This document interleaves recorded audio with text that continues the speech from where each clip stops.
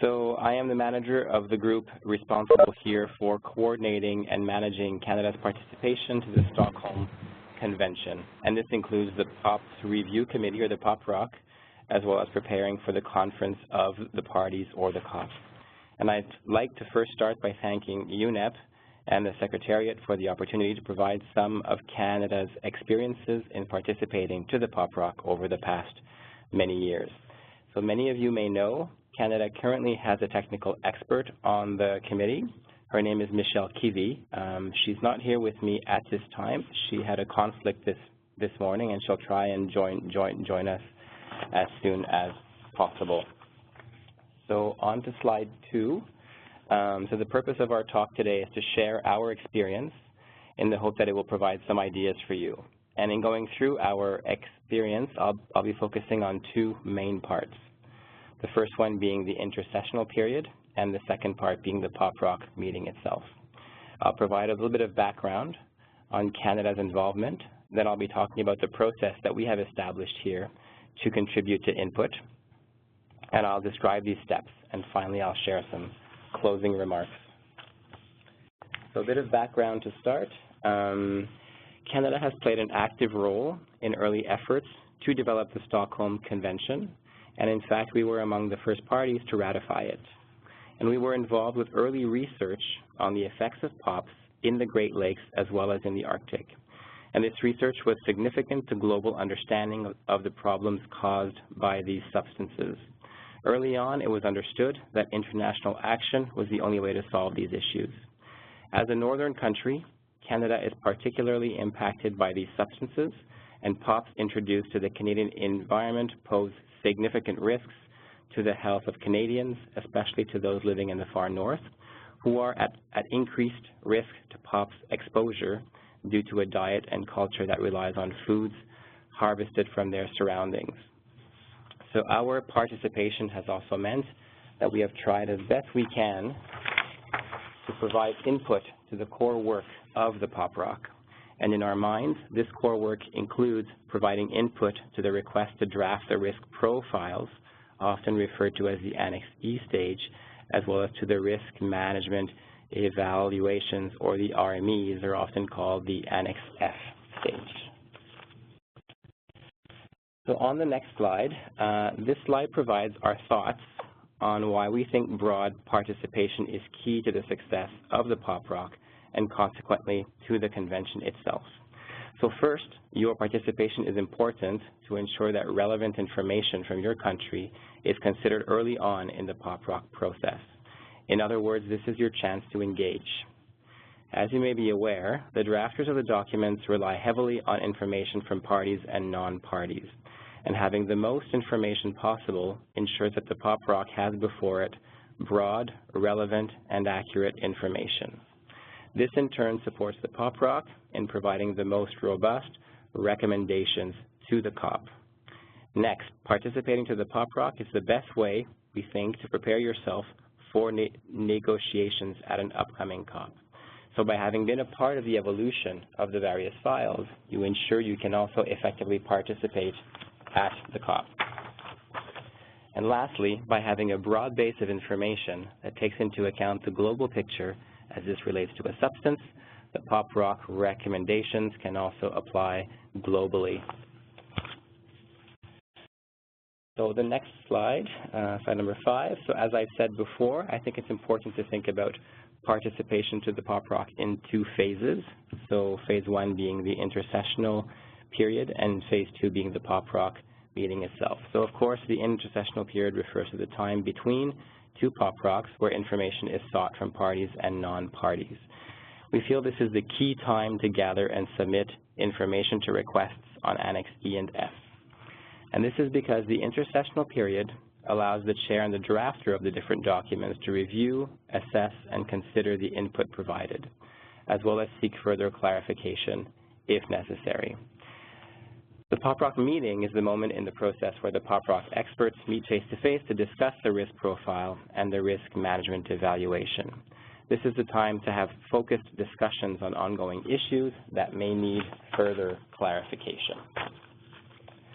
So finally, on slide 6, we have the 5 steps that we take in our process. So the first step, at the beginning of the intersessional period, we determine which files or issues will be our focus or our priority. At the next step, we identify our government experts and any external stakeholders that may have information or an interest. At step 3, in collaboration with our experts and stakeholders, we identify the relevant information sources. So steps 2 and 3 are quite intertwined. At step 4, we collate, review, and package the input so that it can be submitted. And finally, step 5, we determine who and how we should participate to the POPRC meeting based on our priority issues. So in the next slides, I'll go over these steps in further detail. So step 1, focusing or prioritizing. So this is always an important step, and even more so when we have limited resources, which may often be the case. So it may not be possible to participate to all 3, 4, or 5 different requests for information on different substances during any given intersessional period. So as you think about your participation, you should consider those items that are the most relevant to you. And this can be achieved by thinking about any specific environmental or health concerns related to different substances. Like I said in my introduction, Canada is particularly concerned with our Arctic, for example, and for this reason, those substances that have been shown to be found in the Canadian Arctic at levels that pose concern are of most relevance to us. You may also have specific market or industry considerations that may impact your choice of priority. For example, you may be a global producer of a given substance. If this is the case, you very likely have useful data to share. On data, it may be that for a variety of reasons you have studied this substance and you have information. In Canada, we have a program called Chemicals Management Plan, and in many cases we were able to share information because we had already begun risk assessment and data gathering here at home. There's a slide in the annex which provides general information about our chemicals management plan. So in short, the point of this step is that by focusing on fewer but focused issues, this can be a way to start participating in a way that may be less daunting. And if you establish an internal process to provide input to one substance, you can then build on that process in future years and participate to more requests. So the second step, considering the wide range of expertise that these requests for information require, it's unlikely you will have one person who is an expert in all of these things. For this reason, what we have done here in Canada is we have assigned a technical lead. So the role of this technical lead is to coordinate the input from the many sources, integrate it, review it, and finally package it up to be submitted. In our view, this role can be achieved by someone who has the following knowledge and skills. So a scientific background to be able to understand the requests and the input. So somebody who is familiar with the assessment of substances and the different uses and controls that may exist. Also someone who has good knowledge of the government machine and the different sources of information that may exist within your country. Ideally, also someone who has some knowledge of the industrial and commercial market of your country to be able to have a sense of the impacts on the elimination or the ban of any listed substance. In Canada, our technical lead prepares an initial list of potential experts and stakeholders based on a preliminary scan of the existing POPRC documents. And this could include, for us, colleagues in our departments of environment, health, and trade. We also identify relevant outside stakeholders who may have information and an interest. This can include industry, associations, research centers, and universities. And in terms of finding the experts, I'd like to draw your attention to UNEP's Handbook for Effective Participation in the Work of the POPRC.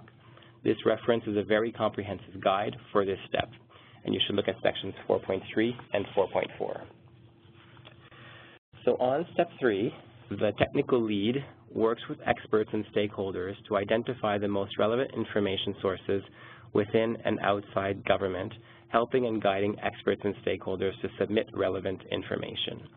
And knowing the information that your country possesses may be one of the more challenging steps because there may not already be a process in place for you to be aware of them. So on to slide number 10. So based on our experience, this slide has a list of the types of information that in Canada we usually have, but you may also have access to. I won't go through the full list in detail, but I'll focus on a couple of examples. So for example, for the Annex E requests, you may have substance production, use, and release data, or published reports from research centers and universities. For Annex F requests, this may mean that you have access to knowledge on control or risk management measures used in your country, or information you have received from your stakeholders on challenges or early action that they may have taken to phase out using a given substance. So hopefully this list will provide, may spark some ideas for you of how you can contribute. So the next step, submitting information. So by this step, you would have received much input and data from colleagues and stakeholders. So this next step is to prepare your submission. In Canada, our technical lead then works through the information to ensure that it is relevant. He also verifies that the data is reliable. The scientific validity is also assessed if that's required. And for example, we assess whether the information has been published or has been peer-reviewed. Then the information is what we call scrubbed.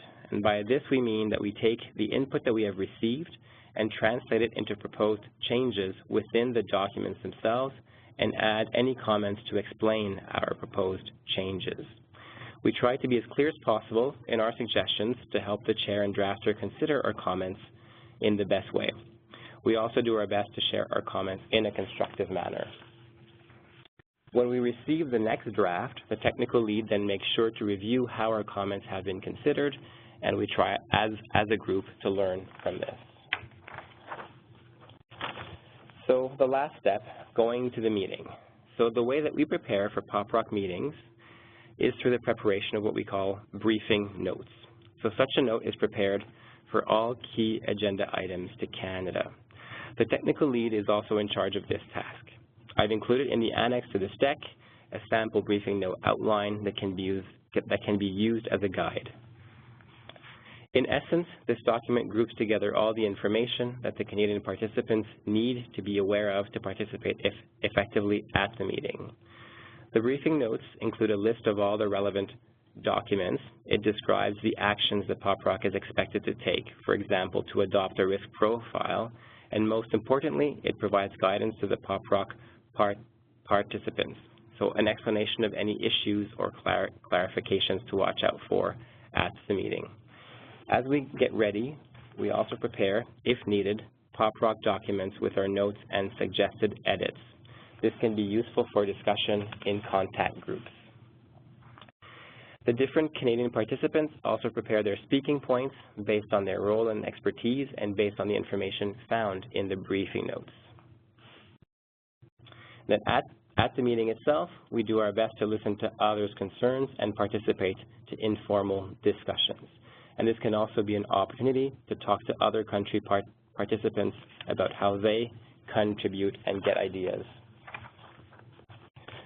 So on slide 13, in closing, we'd like to leave you with a couple observations based on our experience. So given the key and important role of parties and non-parties in contributing to the POPRC request for information, the more relevant information is obtained, we feel the more robust the POPRC recommendations can be. The intersessional period, compared to the POPRC meeting itself, in our opinion, offers the best opportunity for parties and non-parties to contribute. We believe that Canada's ongoing active participation has been greatly enhanced by assigning a technical lead with the various roles that I have described throughout this deck. And lastly, if you're able and planning to attend a POPRC meeting, planning for it through the drafting of briefing notes and annotated documents, we believe, is a good way of ensuring your participation is focused and relevant to the issues that matter to you. So, if you are planning on attending the POPRC in a couple of weeks, I will be there, and I look forward to meeting you. And I'd like to thank you for your attention, and we hope that this information will have been useful. Thank you. To forward the slides myself then? Yes. Okay. So Good morning, everybody. At least good morning from our side. I'm here in Ottawa, in Canada, as was Jean-François. And I'm going to talk a little bit about the effective participation of NGOs in POPRC. I'm Eva Krimmel. I work for the Inuit Circumpolar Council, and I'm a senior policy advisor, but my background is biology, and I have a PhD in environmental toxicology. To the next slide, just to give you a little bit of information who we are, who in ICC, the Inuit Circumpolar Council, is. ICC represents the around 150,000 Inuit that live in the Arctic and are spread across Greenland, Canada, Alaska, and the United States, and Chukotka in Russia. And the ICC advocates for Inuit rights internationally. And we have offices in all of the different countries, as you see here. The topics that we work on are a broad range and include human rights, environment, health, climate change, contaminants. There are cross-cutting issues that Inuit are affected by. As people living in the Arctic, you can imagine that Inuit are particularly affected by drastic changes occurring. And we work on the different levels to highlight Inuit views and the activities and needs with regards to research in the Arctic. And that's a very important point, as you will see in a moment. So with regards to ICC's role, as I said, we represent Inuit International, and the two fora that are most important for us are the Arctic Council, and I'll get to that in a minute and give you a few more examples. We are a participant organization, indigenous participant organization there, permanent participant, and we also have United Nations observer status. So we work a lot within, for example, UNEP.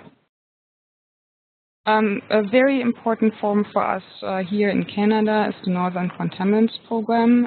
That is a government-run program. It was established in 1991. It's run by the Aboriginal Affairs and Northern Development of Canada. But it is a very unique setup in that the management committee includes a range of federal and regional government departments, and it also includes Aboriginal organizations and representatives, and ICC is one of them.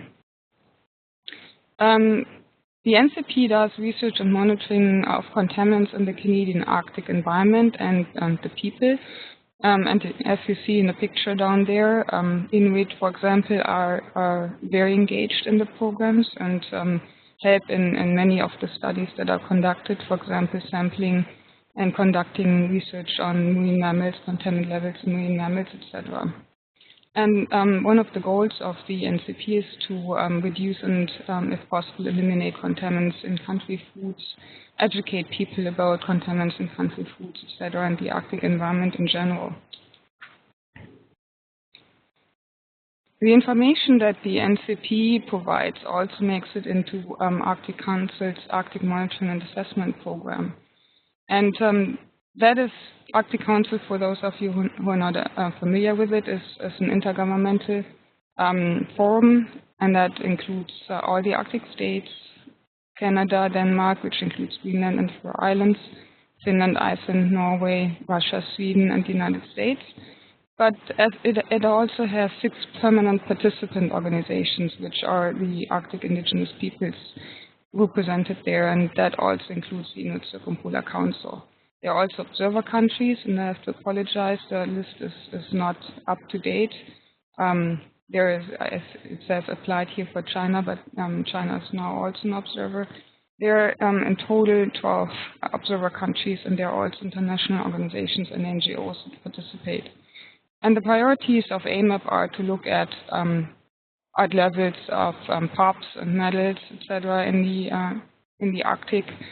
Look at radioactivity, oil, acidification. So they are doing assessments on all kinds of issues with regards to, for example, contaminants in the Arctic, impacts on human health, and things like that. The media that they look at is atmospheric, terrestrial, freshwater, marine, but also humans. And they document sources, pathways, levels, bioaccumulation, trends, and effects, and also new chemicals, and I'll give you a few examples later. So how the process then works for us is displayed in this schematic figure. So ICC engaged in research programs such as the NCP and AMAP. We contribute to the reports, we provide input for the direction the programs take, we review the work, things like that.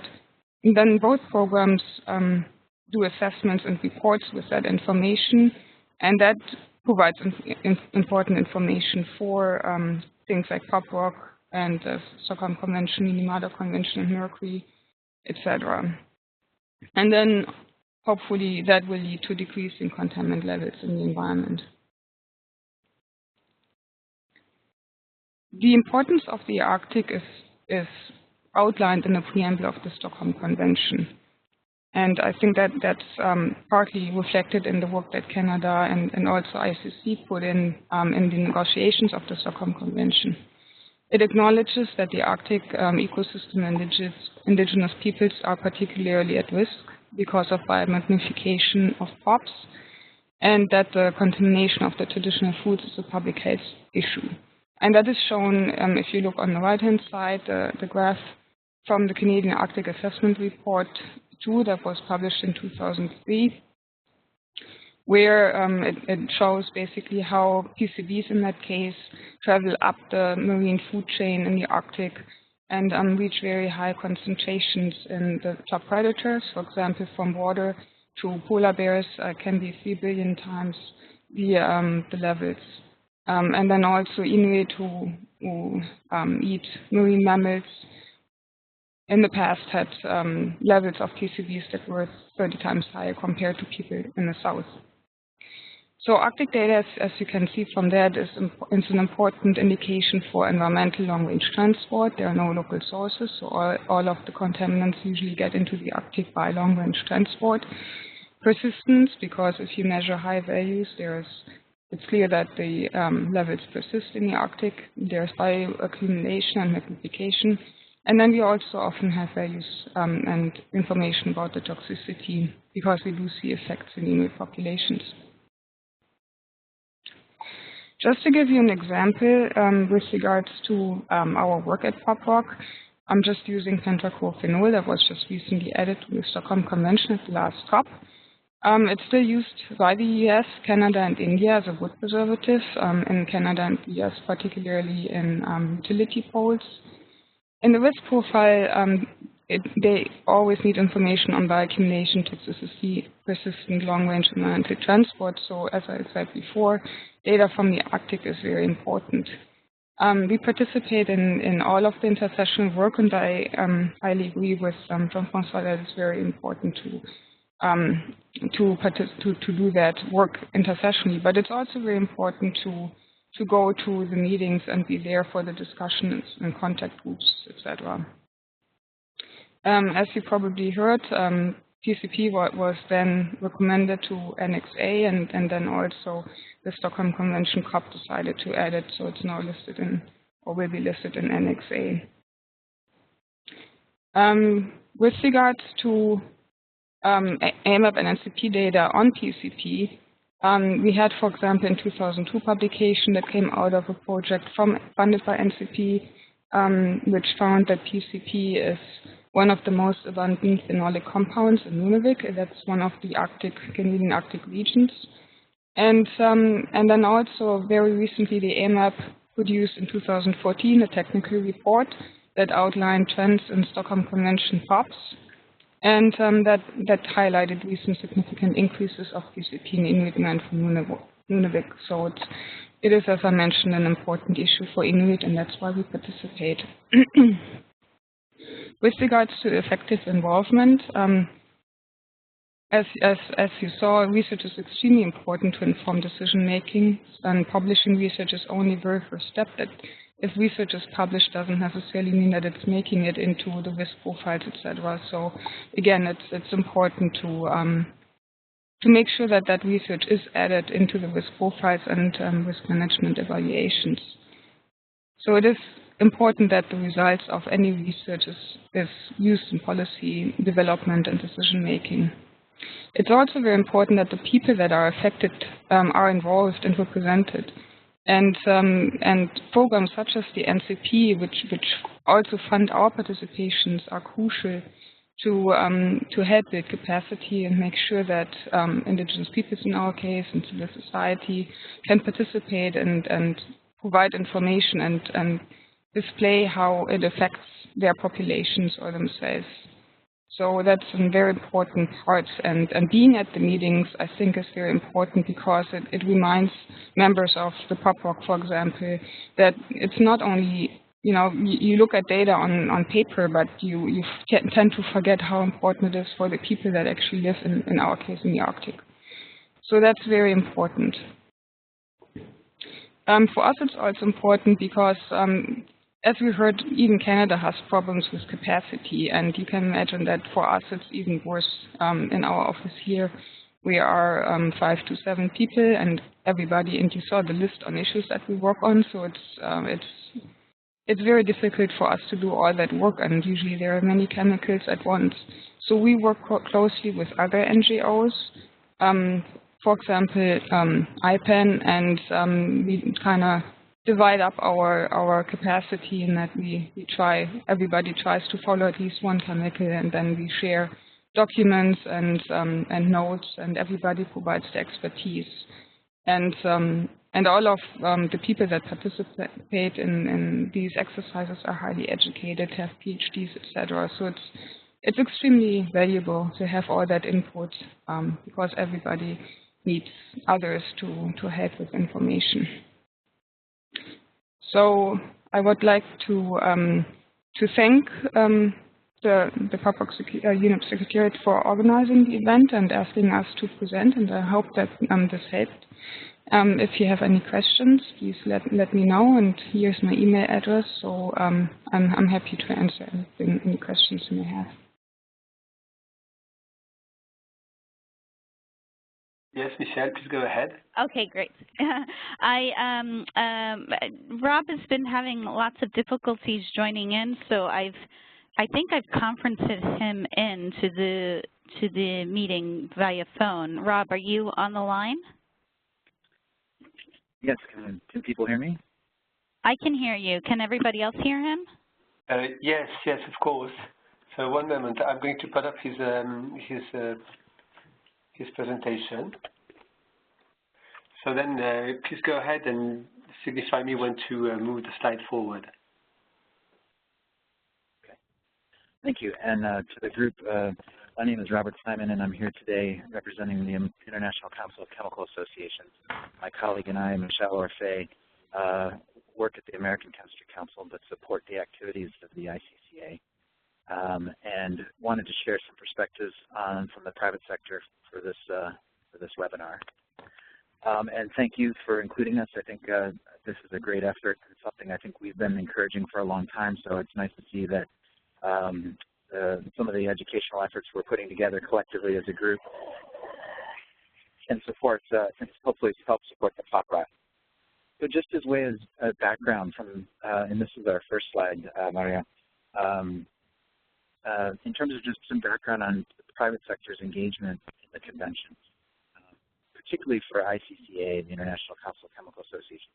We were an active participant in the development of the treaty. We supported the negotiations. We've been an active participant since the inception of the convention, and I think we've been at every POPRC meeting since the beginning, and that would include myself. I remember the early days in terms of POPRC 1. So hopefully we have some experience and expertise that we can share with new POPRC members and the POPRC as it does its work. The second thing we just wanted to emphasize was that I think as the treaty was initially negotiated, many of us, as you will recall, the focus was on some of the older legacy chemicals that had clearly been an issue. I think what we're seeing now is the new substances being focused on by the convention are now really commercial chemicals that have some very broad implications. And so I think there's even more of a need for private sector engagement early in the process to help inform the activities of the POPRC and provide information and data that could be helpful because some of those chemicals have very broad use with significant socioeconomic benefits and also impacts.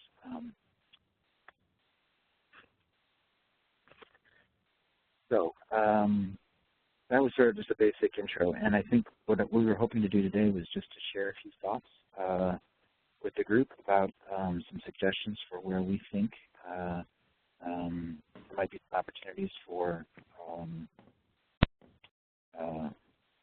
the different relevant parties to enhance the active participation in the Stockholm Convention.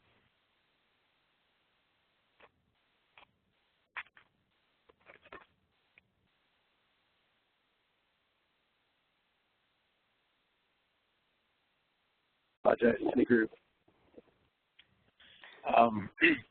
So if we could go to our second slide, and I'll be quick because I realize we're towards the end of our agenda here.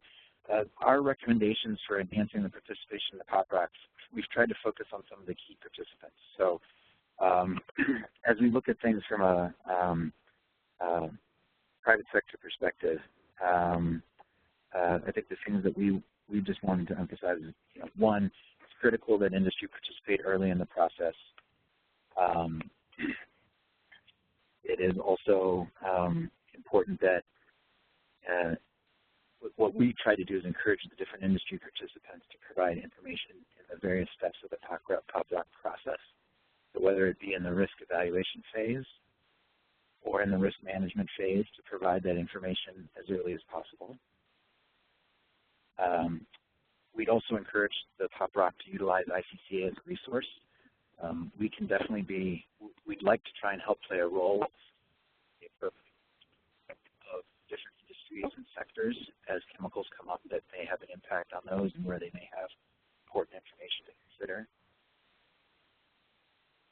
And this is particularly relevant, as I mentioned, since now that we're starting to focus on a broader range of chemicals that really have significant uses, it's going to increase the number of sectors and downstream users that are impacted. So getting that engagement early in the process is very important. And then we have provided some input as ICCA over the years in terms of participation, and things like this webinar I think are very helpful. We'd like to be an active participant in some other educational and process activities for the POPRC, whether it be webinars, training exercises, case studies, importance or relevance of certain information as the POPRC is doing its work. So again, I appreciate the opportunity to participate in the webinar and would welcome sort of opportunities to share our perspective going forward.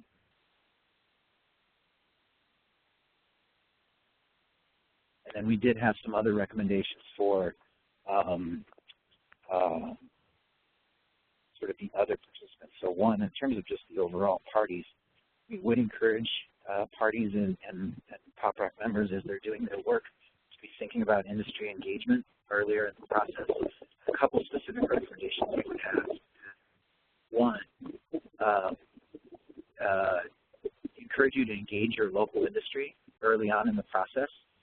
Typically many of your countries will have a local chemical industry association or a water business industry association that could be a resource. And we'd be happy to help try and identify that for folks that may have that interest. Second, encourage you to coordinate with your National Implementation Plan coordinator. The NIP coordinators often have a list of active stakeholder contacts, not just industry, that could be a resource as you're thinking about resources within your country or in your region to get information on chemicals. And then lastly, we've provided a range of information over the years that we think would be helpful for the POPRC and for parties to consider in terms of information that would be relevant for the evaluation of new chemicals. Let me stop there, and I'd be happy to take any questions, or Michelle, if there's other points that I think would be worth emphasizing, please feel free to do so.